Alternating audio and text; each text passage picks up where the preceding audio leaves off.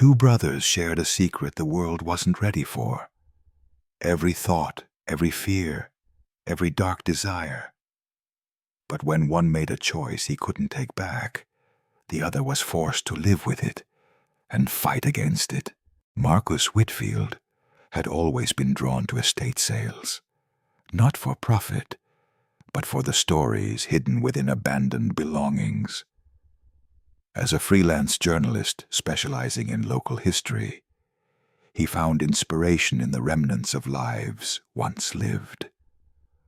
On a gray October morning in the fictional town of Millbrook Hollow, he wandered through the cluttered rooms of the recently deceased Eleanor Grimsby's Victorian mansion. The elderly woman had been a recluse for decades, and her estate was finally being liquidated by distant relatives who seemed eager to be rid of everything. In the dusty attic beneath a pile of moth-eaten quilts, Marcus discovered an ornate wooden box filled with photographs dating back to the 1880s. Most were typical family portraits, stiff-backed relatives, posed in their Sunday best. But one photograph stopped him cold. The sepia-toned image showed two identical boys, perhaps 12 years old, standing in what appeared to be the town square of Millbrook Hollow. What made the photograph unsettling wasn't the boys themselves, but the crowd gathered around them. The faces of the townspeople were twisted with expressions of fear, anger, and something that looked disturbingly like hatred. On the back of the photograph, someone had written in spidery handwriting, "The Blackwood Twins, last seen, October 13th, 1883. May God forgive us all." Below that, in different ink, someone else had added, "They heard too much. They knew too much." The silence was necessary. Marcus felt a chill run down his spine as he studied the image more closely. The boys' eyes seemed to hold an otherworldly intelligence, and there was something about their identical poses that suggested they had moved in perfect synchronization, even while being photographed. The journalist in Marcus was immediately intrigued. He had lived in Millbrook Hollow for 5 years, writing articles about its quaint history and colorful past, but he had never encountered any mention of twins named Blackwood. The town's historical society prided itself on meticulously documenting every family that had ever lived there. Yet these boys seemed to have been completely erased from the record. Marcus purchased the entire box of photographs for $20, but his mind kept returning to that one image and the ominous words scrawled on its back. That evening, Marcus spread the photographs across his dining table and began examining them under a magnifying glass. Several other images featured the twins, always together, always in identical poses. In one, they sat at school desks with their hands positioned exactly the same way. In another, they stood in a field, both pointing toward something beyond the camera's range with perfect mirror precision. The more Marcus studied the photographs, the more convinced he became that these weren't mere coincidences, but evidence of something extraordinary and deeply disturbing. He began researching the Blackwood name in the town records, but found nothing. No birth certificates, no death certificates, no property deeds, no tax records. It was as if the family had never existed at all. Yet the photographs were undeniably real, and the Victorian-era clothing and photographic techniques confirmed their authenticity. Marcus felt the familiar thrill of a mystery beginning to unfold, but this time it was tinged with an unexplainable sense of dread that made his hands tremble as he handled the images. The next morning, Marcus visited the Millbrook Hollow Historical Society, a small building housed in a converted church basement. Martha Prescott, the elderly curator, welcomed him warmly until he mentioned the Blackwood twins. Her face immediately paled, and she claimed she had never heard the name before, but Marcus noticed how her eyes darted away from his, and how her voice became strained and artificial. When he produced the photograph, Martha's reaction was even more telling. She actually stepped backward and knocked over a display case, in her haste to put distance between herself and the image. "Where did you find this?" Martha whispered, her voice barely audible. When Marcus explained about the estate sale, Martha shook her head violently. "Eleanor Grimsby should have burned those long ago. She promised the families she would burn them all." Before Marcus could ask what she meant, Martha had practically pushed him out of the building, claiming the Historical Society was closing early that day. Standing on the sidewalk with the photograph in his hand, Marcus realized he had stumbled onto something far more significant than a simple historical curiosity. That afternoon, Marcus drove to the Millbrook Hollow Cemetery and spent hours walking among the weathered headstones, searching for any trace of the Blackwood name. He found graves dating back to the town's founding in 1847, but no Blackwoods anywhere. It was as if the family had been systematically erased from existence. As the sun began to set, casting long shadows between the grave markers, Marcus noticed an elderly groundskeeper watching him from a distance. The man's expression was wary, almost fearful, and when their eyes met he quickly looked away and hurried in the opposite direction. Driving home through the narrow streets of downtown Millbrook Hollow, Marcus found himself studying the faces of the townspeople he passed, comparing them to the angry crowd in the photograph from 1883. The similarities were striking. Many of the current residents bore strong resemblances to the people in that old image, as if the same families had lived in the town for generations.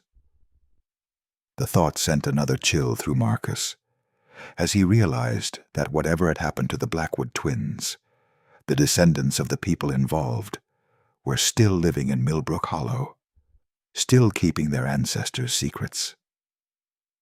That night, Marcus dreamed of identical boys walking hand in hand through dark woods, their lips moving in perfect synchronization as they spoke words he couldn't quite hear. He woke with the disturbing certainty that his investigation into the Blackwood twins had only just begun, and that the truth behind their disappearance might be more terrible than he could imagine. "I am going to find out what really happened to you boys, no matter what it costs me." Marcus spent the following week immersing himself in research, driven by an obsession that surprised him with its intensity.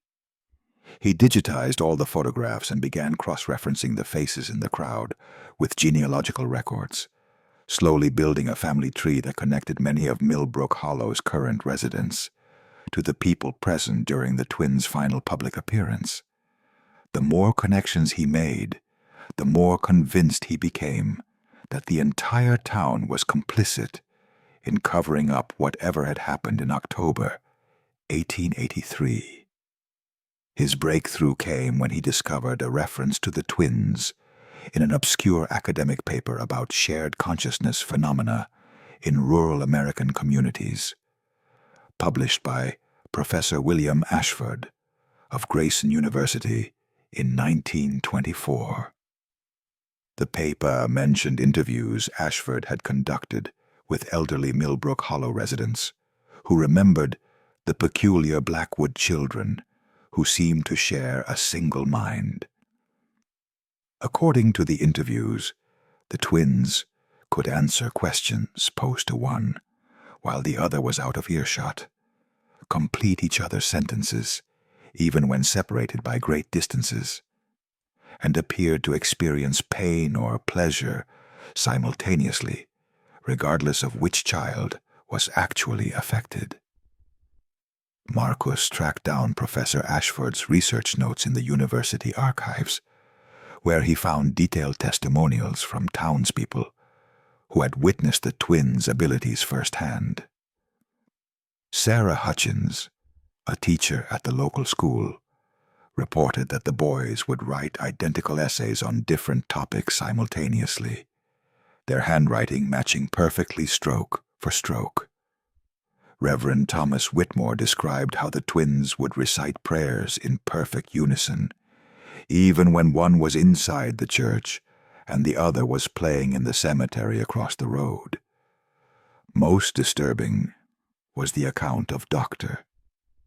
Edmund Fletcher, who claimed he had examined one twin's broken arm and watched the other child cry out in identical pain, holding his own uninjured arm in the exact same position.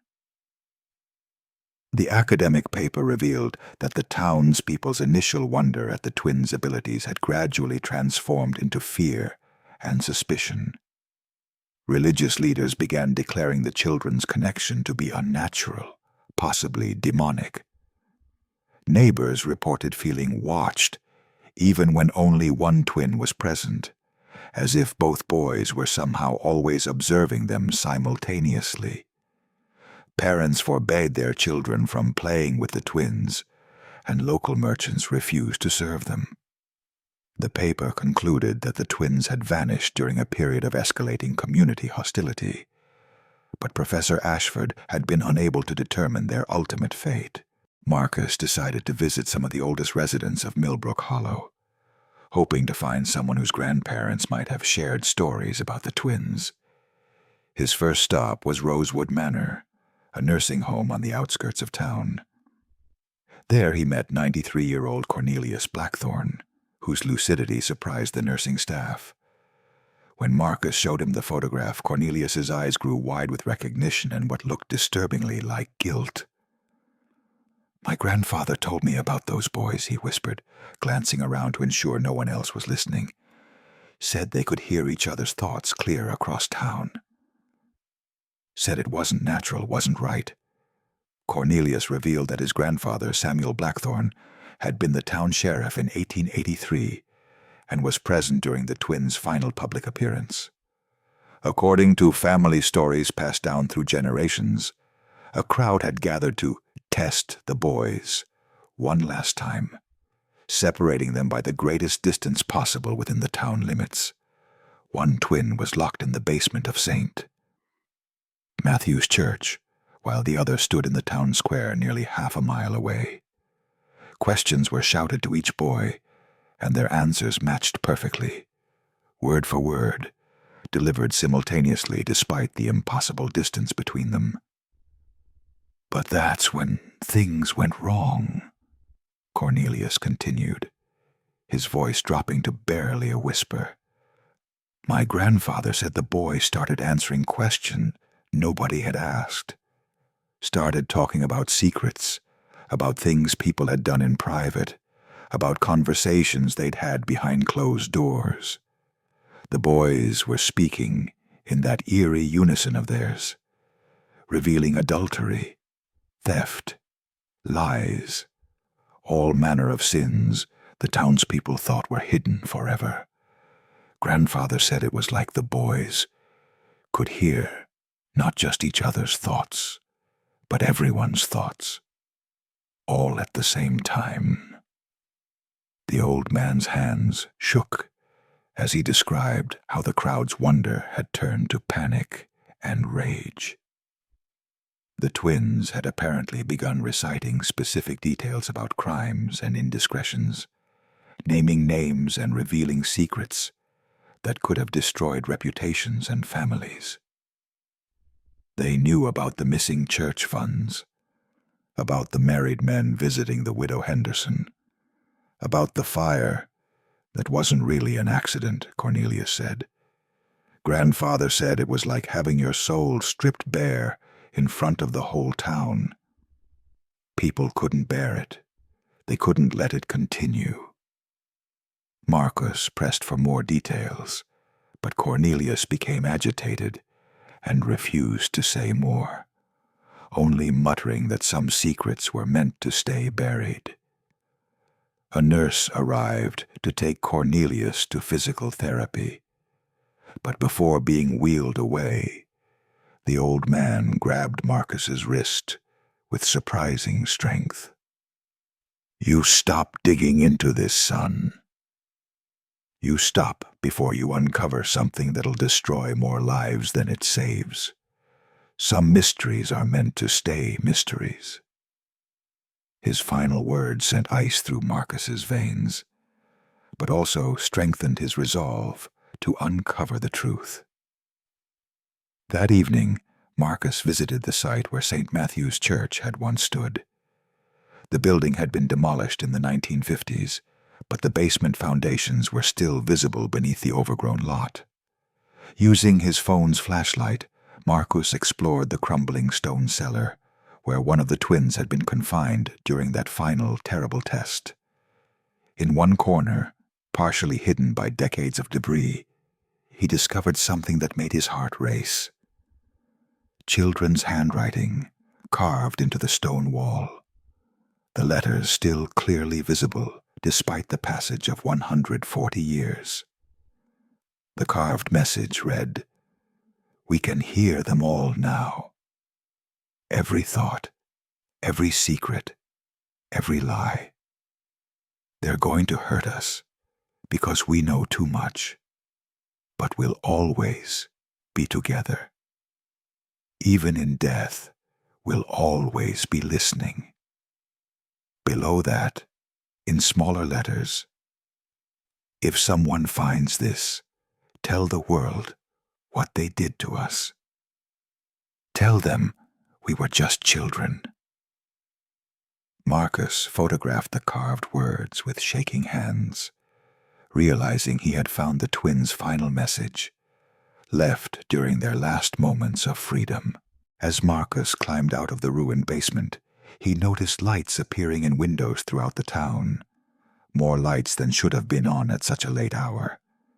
He had the unsettling feeling that his presence at the old church site had been observed, that word of his discovery was already spreading through Millbrook Hollow's interconnected families.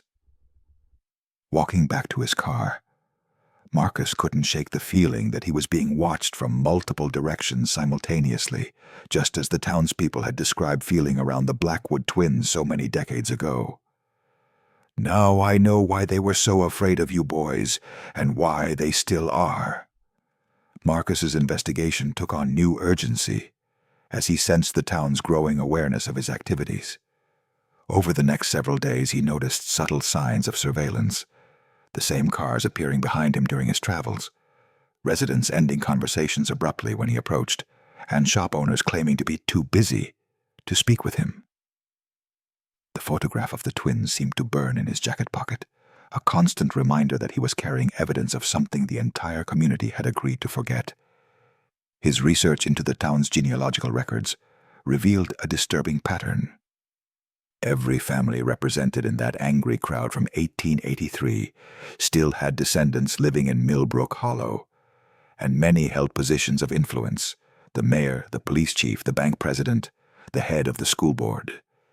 It was as if the same power structure that had existed during the twins' time had simply perpetuated itself through generations, with each family passing down not just property and position, but the responsibility of maintaining a deadly secret. Marcus's next breakthrough came from an unexpected source, a hidden compartment in Eleanor Grimsby's wooden box that he had missed during his initial examination. Inside, wrapped in oiled cloth, was a leather-bound journal dating from 1883. The journal belonged to Dr. Edmund Fletcher, the physician who had examined the twins and documented their shared physical sensations. Fletcher's entries became increasingly frantic as October 1883 approached, revealing his growing horror at what he was witnessing, and his complicity in what was to come. According to Fletcher's journal, the twins' abilities had been growing stronger with each passing week. What had begun as simple thought-sharing had evolved into something far more invasive and terrifying. The boys were apparently accessing not just conscious thoughts, but memories, emotions, and deeply buried secrets from anyone in their vicinity. Fletcher wrote, "They look at you with those ancient eyes, and you feel utterly exposed, as if every shameful thought you've ever harbored is written across your forehead." The entire town lives in terror of what they might reveal next. The journal revealed that a secret committee had been formed, consisting of the town's most prominent citizens, to address the Blackwood problem. Fletcher's writing became increasingly illegible as he described heated meetings held in private homes, where desperate townspeople debated solutions ranging from sending the boys away to more permanent measures. "We tell ourselves it's for the good of the community," Fletcher wrote. "But God help us, it's really about preserving our own reputations and power. These children threaten everything we've built our lives upon." The most chilling entry was dated October 12, 1883, one day before the twins disappeared. Fletcher described the final plan that had been agreed upon by the committee. The boys would be subjected to one last public test of their abilities, ostensibly to study their remarkable gift for scientific purposes. But the real purpose was to goad them into revealing more secrets, thereby justifying what the committee had already decided to do.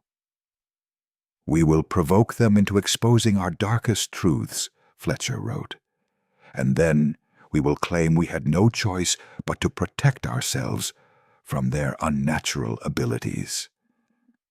Marcus felt sick as he read Fletcher's account of October 13th. The twins had been separated as planned, with young Samuel locked in the church basement, while his brother Ezra stood in the town square. At first, the test proceeded as in previous demonstrations, with the boys answering questions in perfect unison, despite their separation.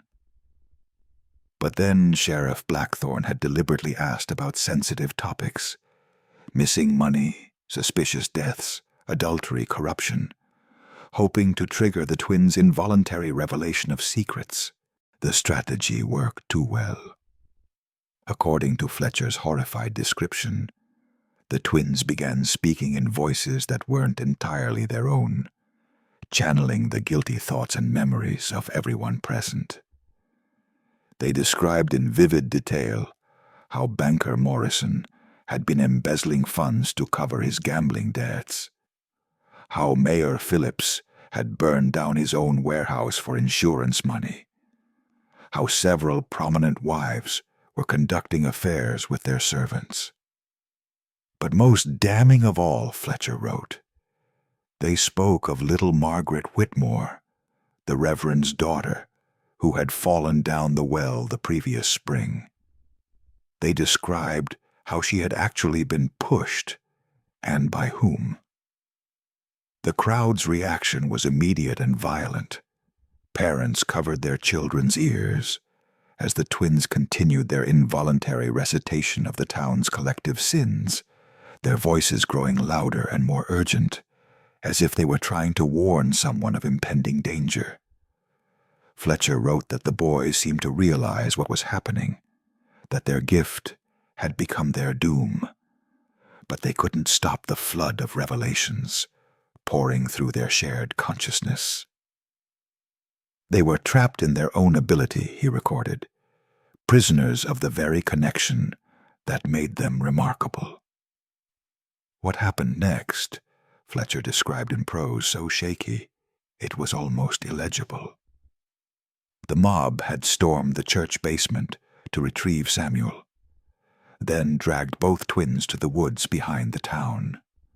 Fletcher followed, claiming later that he was trying to help the boys. But his journal revealed his true cowardice. "I could have spoken up. I could have tried to stop them. Instead, I watched as we God forgive us all." The entry ended abruptly, with several pages torn out, but Fletcher's final words were clear. "They're buried together beneath the old oak where the three streams meet. Even in death they remain connected. Marcus spent hours studying maps of the area, trying to locate the convergence of three streams that Fletcher had mentioned. Modern development had altered many of the waterways, but historical surveys showed that Millbrook Creek, Widow's Run, and Copper Spring had once converged near what was now the town's main park. At the center of the park stood a massive oak tree, easily old enough to have been there in 1883, surrounded by a memorial garden that Marcus now realized might be more literal than anyone suspected. That night, Marcus drove to the park with a metal detector borrowed from a friend.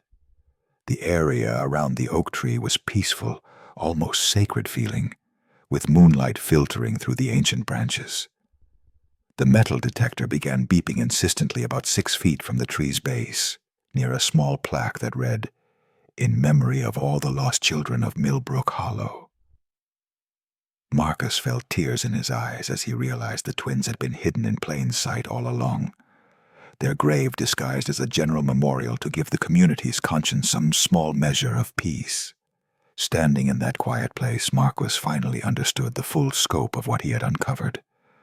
The Blackwood twins hadn't just been murdered for their abilities. They had been silenced to protect a conspiracy that reached into every prominent family in town. Their death had bound the community together in shared guilt, creating a secret that had to be maintained for generations.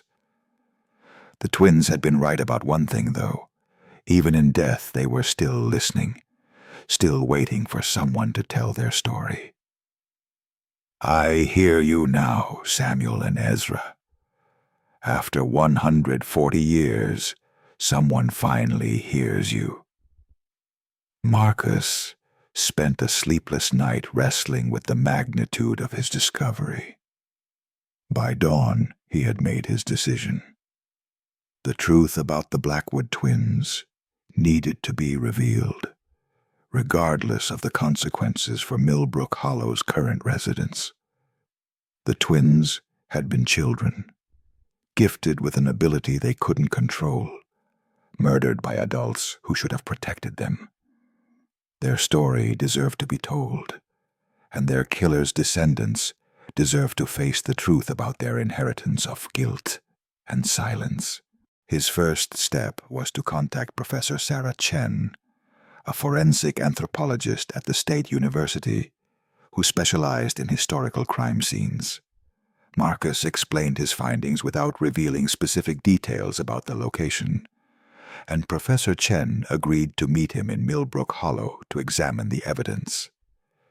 Together they conducted a careful excavation near the memorial oak tree, working at night to avoid attracting attention from the townspeople who Marcus now knew would do anything to prevent the discovery of the twins' remains.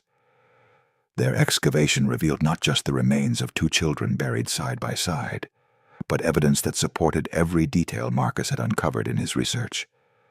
The skeletal remains showed signs of blunt force trauma consistent with being struck by multiple objects, rocks, sticks, whatever the mob could find in their frenzy. More heartbreaking still, the position of the skeletons showed that the boys had died holding hands, their fingers intertwined in a final gesture of their unbreakable connection. Professor Chen's preliminary examination confirmed that the remains were consistent with children who had died in the late 19th century. But the most compelling evidence was found clutched in one small skeletal hand, a locket containing miniature photographs of 2 identical boys, along with a scrap of paper bearing the words, "Samuel and Ezra Blackwood, born together, died together, forever listening." The locket matched one visible in several of the photographs Marcus had discovered, providing undeniable proof of the children's identity. Word of the excavation spread through Millbrook Hollow with shocking speed, despite Marcus and Professor Chen's attempts at secrecy. By the third day of their work, a crowd had gathered at the park's perimeter, held back by hastily erected police barriers. The faces in that crowd bore striking resemblances to the angry townspeople in the 1883 photograph. But now, their expressions showed fear, shame, and desperate resignation rather than rage. Mayor Rebecca Phillips, great-great-granddaughter of the mayor who had participated in covering up the twins' murder, approached Marcus as he documented the excavation site. Her face was ashen, and her voice trembled as she spoke. "My family has carried this secret for 5 generations," she said. "Every Phillips child is told the story when they turn 18, made to understand why we can never speak of what our ancestors did. The guilt has poisoned our bloodlines, Mr. Whitfield. Perhaps it's time for the truth to finally come out." One by one, other descendants of the original conspirators approached Marcus with similar confessions. They spoke of family stories passed down through generations, of children raised with the understanding that their prosperity and position in the community came at the cost of maintaining a terrible silence. Some families had documents hidden in safe deposit boxes. Others had deathbed confessions recorded in private journals. The weight of collective guilt had shaped the town's character for nearly a century and a half.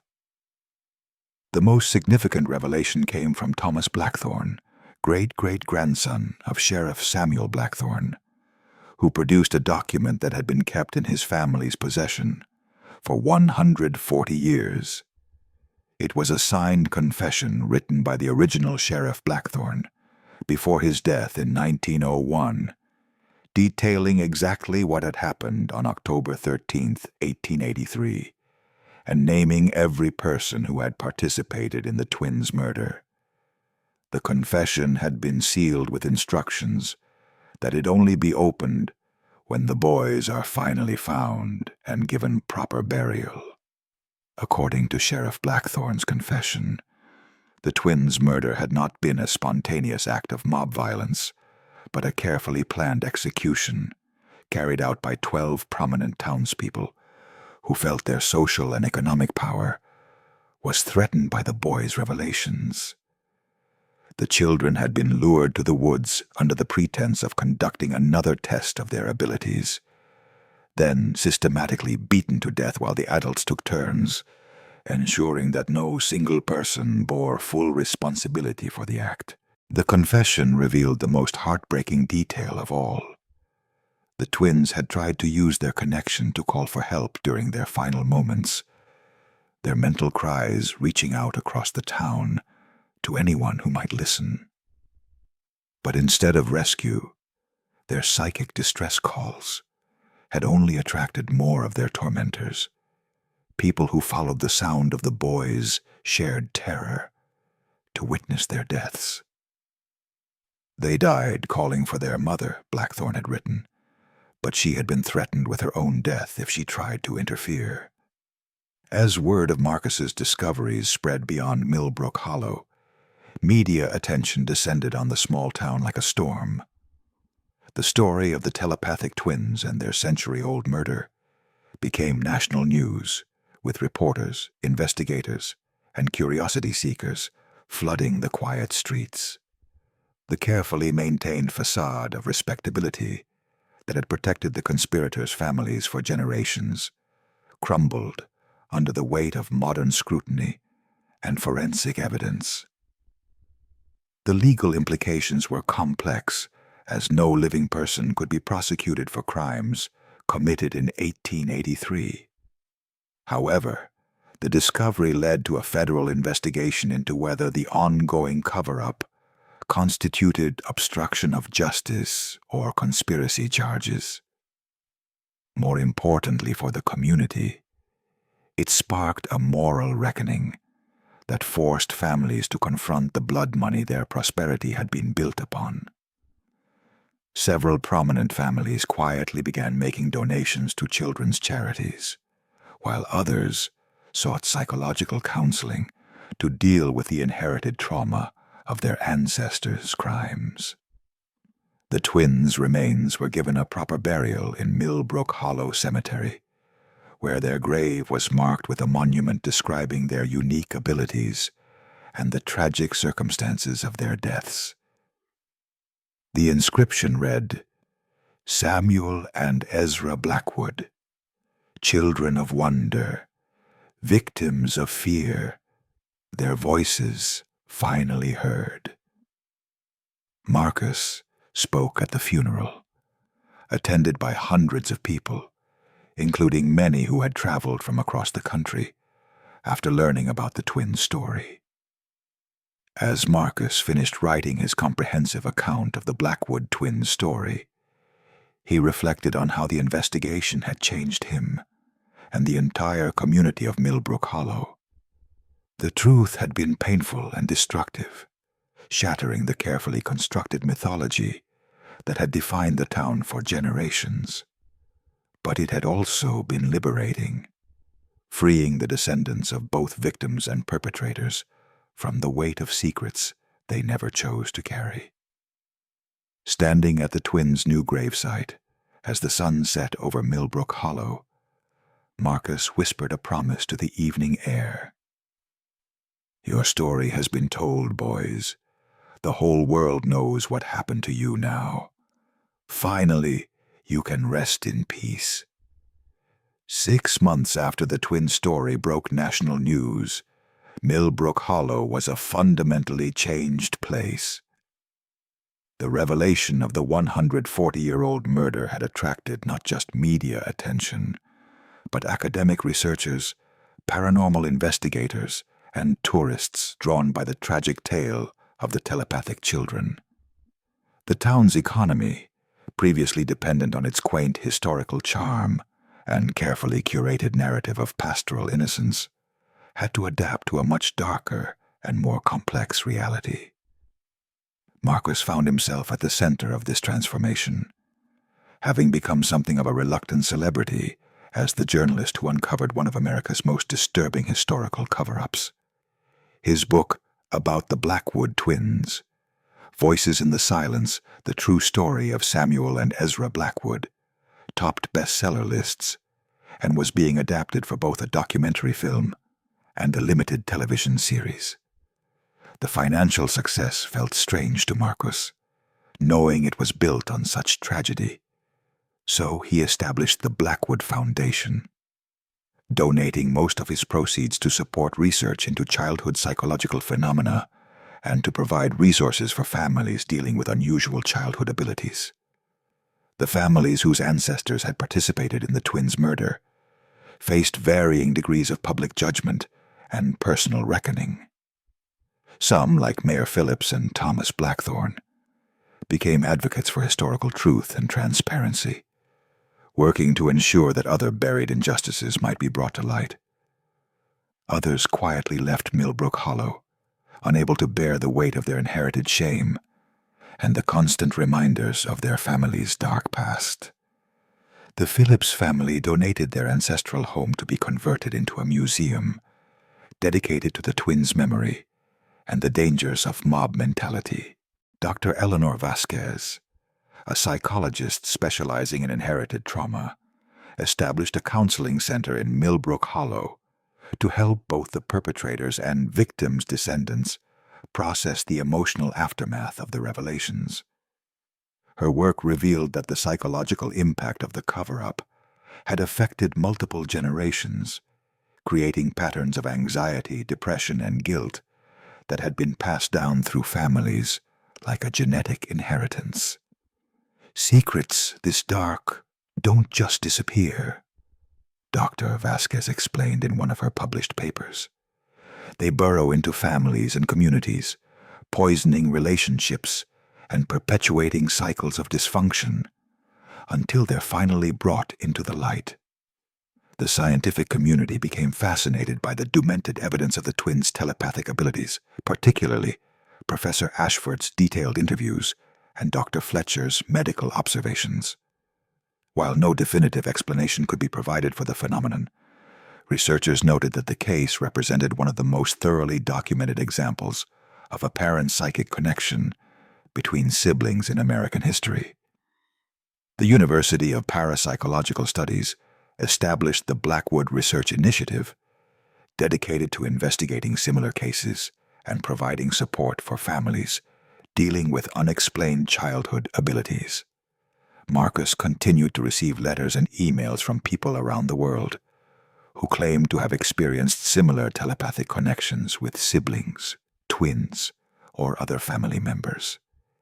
Many shared stories of being ostracized, misunderstood, or even abused because of their unusual abilities. The twins' story had given voice to a hidden population of people who had felt isolated and afraid because of gifts that others couldn't understand or accept. Support groups formed online and in major cities, creating networks of individuals who found comfort in knowing they weren't alone in their experiences. The town of Millbrook Hollow slowly learned to embrace its complex history rather than hiding from it. The annual Harvest Festival was replaced with the Blackwood Memorial Weekend, featuring speakers on topics ranging from child psychology to historical justice, along with art installations and performances honoring the twins' memory. Local schools incorporated the twin story into their curricula, using it to teach lessons about tolerance, the dangers of mob mentality, and the importance of protecting vulnerable children. Martha Prescott, the Historical Society curator, who had initially tried to discourage Marcus's investigation, became one of the most vocal advocates for historical honesty in the community. She worked tirelessly to revise the town's official records, ensuring that Samuel and Ezra Blackwood were properly documented as residents who had lived and died in Millbrook Hollow. "We spent 140 years pretending these children never existed," she said during the dedication ceremony for the new historical marker. "We won't make that mistake again with any other victims of historical injustice." The memorial garden around the oak tree, where the twins had been secretly buried, became a place of pilgrimage for people dealing with loss, discrimination, or family secrets. Visitors left flowers, toys, and handwritten notes sharing their own stories of feeling different or misunderstood.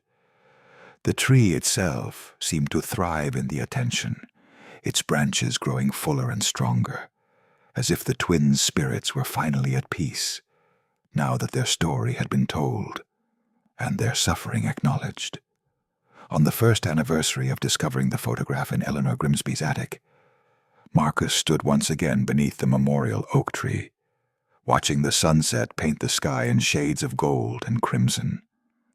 The town around him buzzed with the quiet activity of people who had learned to live with difficult truths rather than comfortable lies. Children played in the park, their laughter echoing off the memorial stones, and Marcus imagined that Samuel and Ezra would have approved of the joy and openness that had replaced the fear and secrecy that had defined Millbrook Hollow for so long. "The world knows your story now, Samuel and Ezra, and it will never be forgotten.